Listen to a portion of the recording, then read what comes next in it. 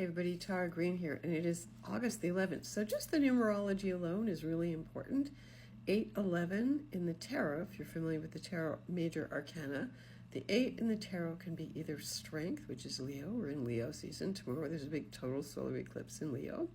Or it can be justice, which is can be 8 or 11. They can be switched up depending on whichever system you use, and it is fairly common with a lot of major tarot decks. So 8, 11, yeah, okay, we're dealing with, is it karmic, is it justice? It's probably a bit of both. Now, there's a lot going on today, not just getting to the 12th, the solar eclipse. Today, Mars entered Cancer. Mars is weak in Cancer. Mars is dignified in Capricorn. It's one of the exalted rulerships in Capricorn, so it's weak in Cancer. So again, expect to feel all the feels again. You know, Mars is the planet of energy, of action, rules the masculine, toxic masculine, positive masculine. In Cancer, it's at home. So Mars is going home, just like in the Odyssey. You know, he just wants to get home, Odysseus, to his wife and get a home-cooked meal and feel comfortable, and after all that seafaring Cancerian stuff, of course, right? So it's very much in sync with that. So expect to feel all the feels, be traditional, be sentimental, watch your stomach. It's all about what you eat right now. Now, the moon enters Leo today, 4:38 a.m. This is in Eastern Daylight Time. And then the moon is super busy today. It squares Chiron in Taurus. Chiron is retrograde. The wounded healer has been very important the last few days at 0 degrees of Taurus. So that can make us feel vulnerable. The moon conjuncts Mercury in Leo. So Mercury has just entered Leo. So again, this is our feelings. The moon always represents the mood of the people. With our thinking are one. Then the moon opposes Pluto. So anytime the moon is connected to Pluto, we're dealing with the unconscious, the dreams, the intuition, and Pluto is the lord of the underworld. And in Pluto in Aquarius, since, you know, finally settling into Aquarius in November 2024, we'll be there for the next 20 years. Pluto keeps taking apart and dismantling, you know, the old Leo aristocracy, the royals, revealing all the secrets of the elites, the underground. Yeah, so it's still coming, okay? So again, dynamic tension, opposing forces. The moon trines Neptune in Aries, so it can be a great day. That's at 11:20 a.m. Great day to tune in, listen to your intuition, pay attention to your dreams. Very creative. You want to channel. You want to do some sending blessings to the world whenever the moon and Neptune are in a positive, harmonious aspect. And then the moon sextiles, which is a nice, easy aspect. Remember all those Barbo baskets consisting of planets in sextiles, 60 degrees apart. It's all about sacred geometry, folks. So the moon sextiles Venus in Libra. Now, Venus is at home. So Venus is really strong while the sun is in Leo. The sun is in the only sign it rules. So when planets, and we call the sun and the moon planets just to make it simple, when they're in their home signs, they're at their best. So moon sextiling Venus in Libra, very good for opening your heart. Leo rules the heart, creative self-expression, fun. Venus and Libra, go out and have a nice date. Again, 12:36 p.m. And then the moon also sextiles Uranus and Gemini at 1:20 p.m. So that can open your mind to new kinds of conversations, new debates, new ways of thinking. It's revolutionary. It's about freedom. So opening a closed mind is what Uranus and Gemini is all about. Now, the moon then conjuncts Jupiter, the luckiest planet. This is a very auspicious aspect, 8:01 p.m. If you're going to set up an altar, excuse me, for the total solar eclipse that happens on the 12th, which is at 1:37 p.m., I would advise you to do that as the moon conjuncts Jupiter, that aspect between 8:01 p.m., because it's very exalted, blessed. Jupiter conjunct the moon in Leo. Get some gold out, eat some gold if you can. And then Mercury opposes Pluto at 9:20 p.m. So anytime between 8:01 and 9:20 p.m., set up your altar for the next day.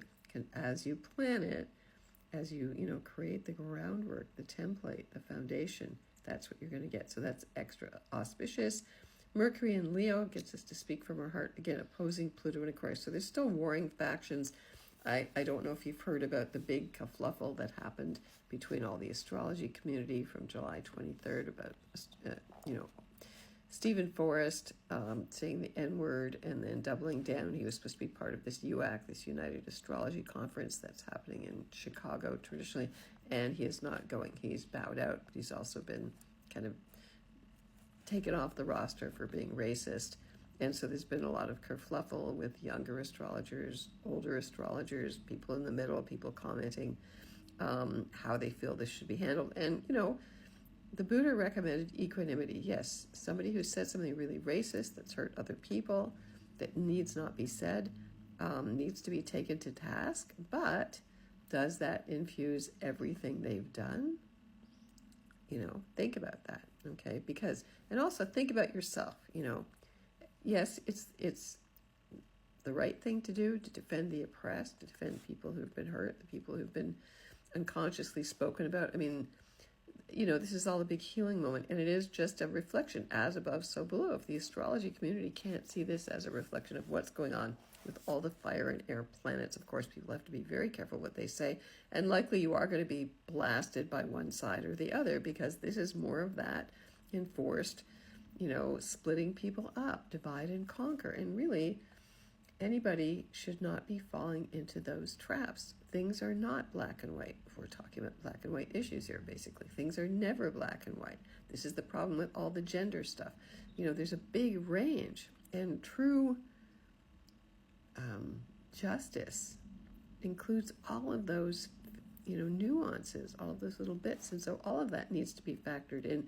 So you can't just see it as black and white. And because, I keep hearing Jesus is saying, coming up about, he who has no sin cast the first stone. Yes, there is, you can hold more than two things present and they can all be true at the same time. Yeah, some people say horrible things. Does that mean they're totally a terrible person or everything they've created is bad? No.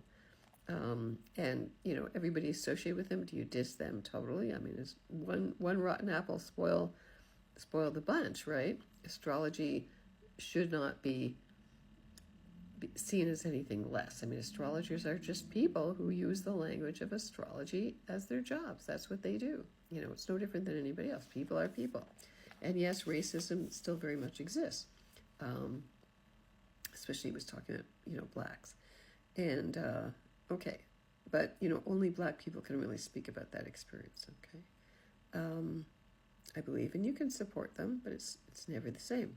All right, so Mercury opposes Pluto. That's that little diatribe there. And then Mercury trines Neptune at 11:39 p.m. This is a beautiful aspect to really do some programming in your dreams, or do a beautiful meditation to open up, to really connect with the spirit realm, open your heart. Mercury is the antenna. It's the merchant, it's the trickster, it's the communicator. It's like your conscious antenna to Neptune and Aries. So new dreams, new visions, new ways of seeing things. Very beautiful, very romantic, very idealistic. Be careful when you're, at a party, you're drinking or drugging or whatever too much, because Neptune is always confusion and disillusion, and I don't know which way I'm going. And then Venus trines Uranus in Gemini, air trine. So there's like grand air trines, a grand air trine going on today from 11:39 p.m., 11:46 p.m. So that's kind of the lead-in and the background, because those planets are not going to move that fast, into the eclipse. So a grand air trine, again, Venus trine Uranus in Gemini. So Venus trine Uranus, again, it opens our minds, it opens our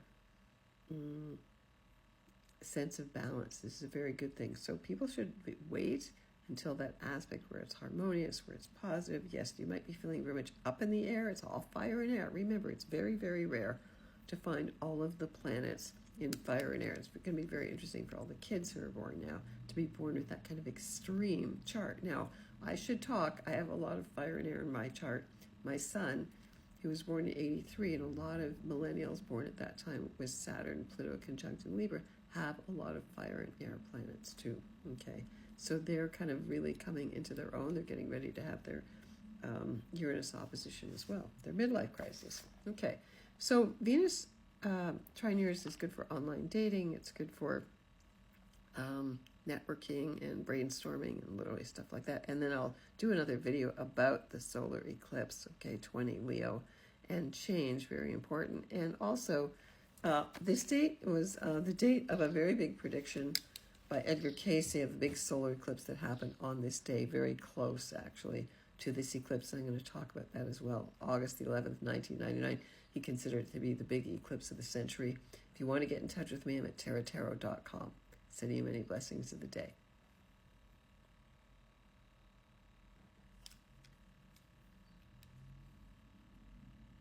Okay, we